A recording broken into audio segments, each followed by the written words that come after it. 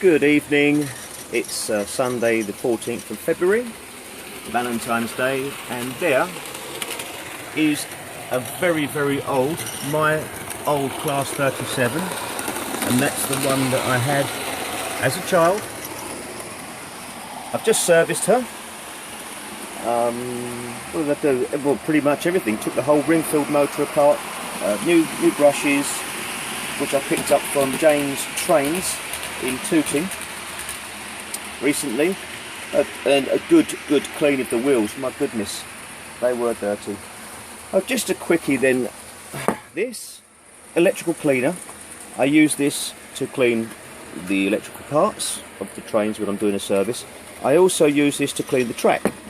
I don't spray the track, I use a rag and then clean the track. But some advice please. I seem to be cleaning the track very often.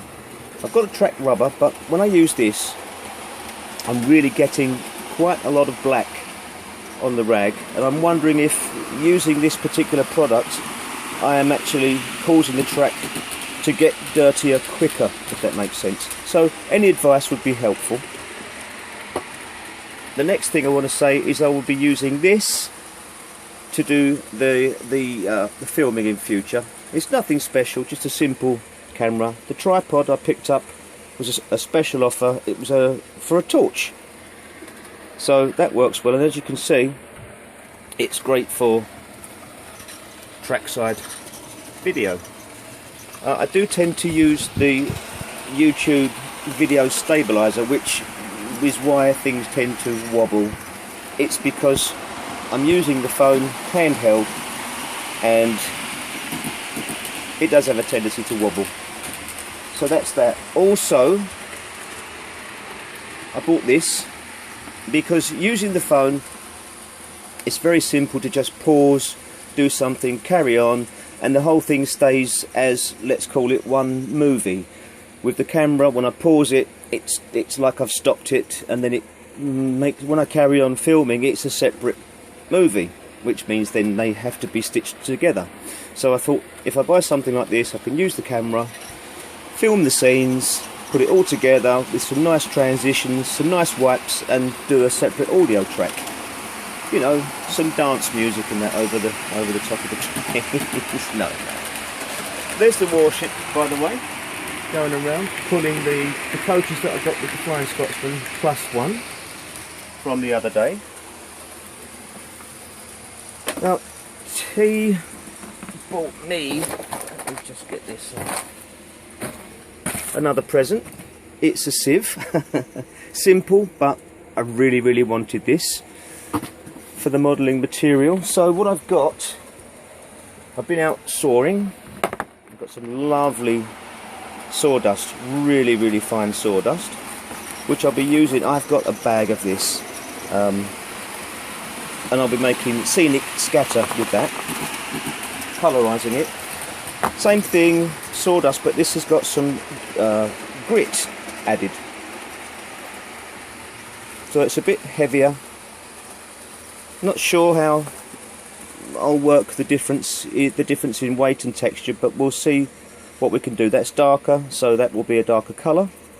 So that could be more, well, for a gravel, more of a pebbles, gravel, that kind of things. Those kind of things. Alright, on to what else? Oh yeah, it's all about the trees really at the moment. Let me just grab these. I was messing around, as you know, I picked up a mop, and the idea was to see if I could come up with anything that looked similar to woodland using the pieces of the mop dipped into a bonding slurry. Varying levels of success. I mean, I've got some things that look like that. This is a few of the strands bound together to see if I can form some kind of a tree stump, well, tree trunk, I should say, like a tree trunk. Obviously with a finish, that's just the skeleton of it. So, well, the jury's out on this at the moment. That makes good twigs.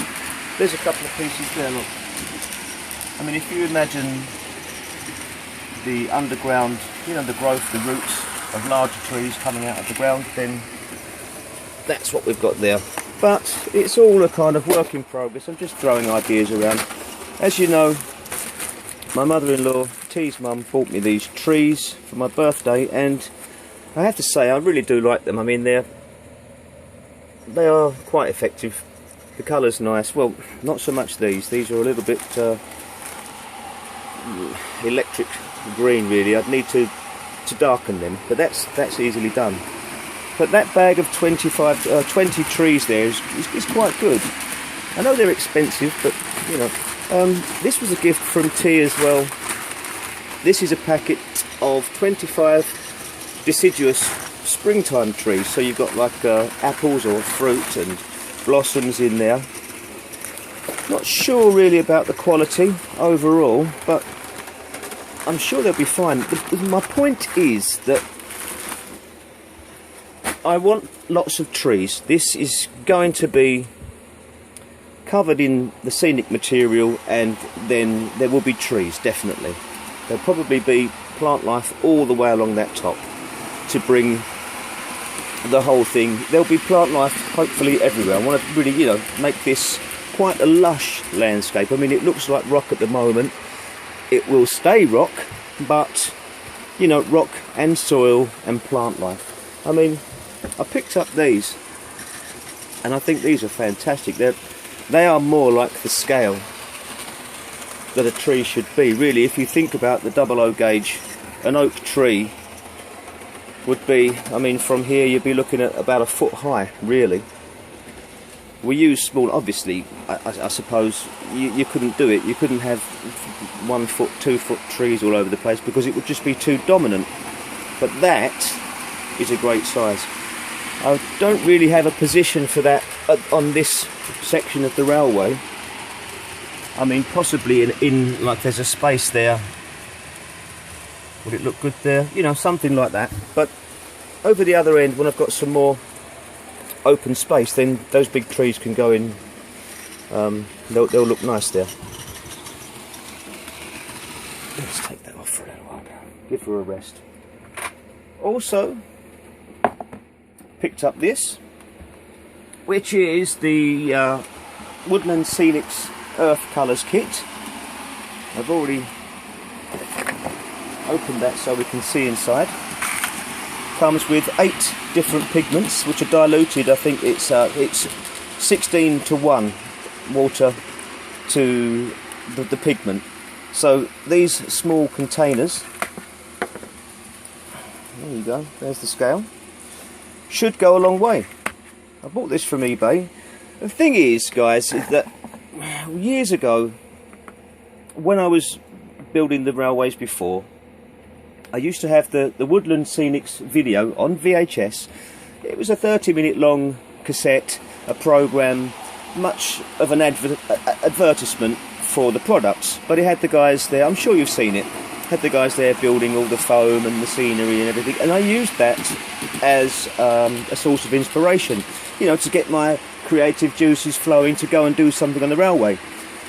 Now, I am saving money all the time and things like that, but that's just part of the fun really for me. It's not the overall factor that I have to save money on everything. I like the idea of doing the DIY backdrops and things, but I thought, well, you know, why not treat myself once a week to something nice from Woodland Scenics. I mean, they are really good quality products and I do like them. They are expensive, but we have to treat ourselves. So that's that, and I don't think there's anything more really to show you this evening. What I will show you, I've dug out some boxes of, excuse me, sorry,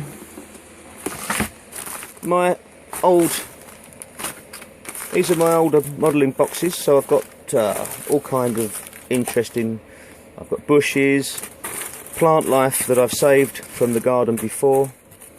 Oh, that's the sponge that you make the trees with. So we've got lots of flock and ground cover, lichen. What have we got here? grasses. Oh look, plaster cloth that I tried to avoid so much. So I'll use that. Well, my shaker's there, all ready to go now. So the next thing is I'm going to be testing the Woodland Scenics pigment on this.